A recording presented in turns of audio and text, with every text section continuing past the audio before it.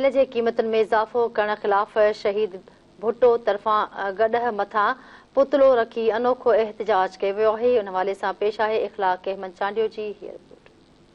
महंगाई खिलाफ़ शहीद भुट्टो तरफ़ां जेको आहे सो बिरोई महला खां हिकिड़ो अनोखो एहतिजाज गॾ जे मथां पुतलो रखे जेको आहे सो कयो वियो आहे। जेको शहर जे मुद रोडनि तां निगरान हुकूमत जे ख़िलाफ़ नारेबाज़ी कंदे शहीद बेनज़ीर भुट्टो प्रेस क्लब पता न अचो त हुननि सां ॻाल्हि ॿोल करियूं त हुननि जो हिन हवाले सां छा चवणो आहे। निगरान हुकूमत जो कमु छा आहे त निगरानी करण ऐं हुननि खे वधि में वधि इहो टाइम पीरियड हूंदो आहे त तव्हां इलेक्शन करायो, साफ़ शफ़ाफ इलेक्शन करायो। निगरान हुकूमत जो इहो कमु न आहे त असांजे मथां जीअं अचण सटी हिकिड़ो एटम बम किरायो आहे।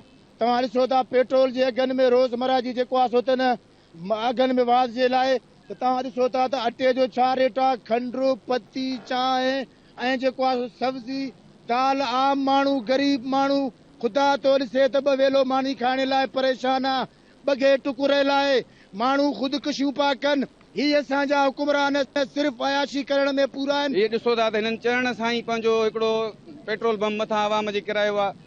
पेट्रोल जे अघु वधण सां रुगो पेट्रोल जो अघु नथो वधे न, जेकॾहिं पेट्रोल जो अघु वधे थो त उन सां गॾु अलाए केतिरा जे हर शइ खाइण पीअण जी जेकी बि आहे तालीम वग़ैरह इहे सभु शयूं महांगियूं थियूं थियनि।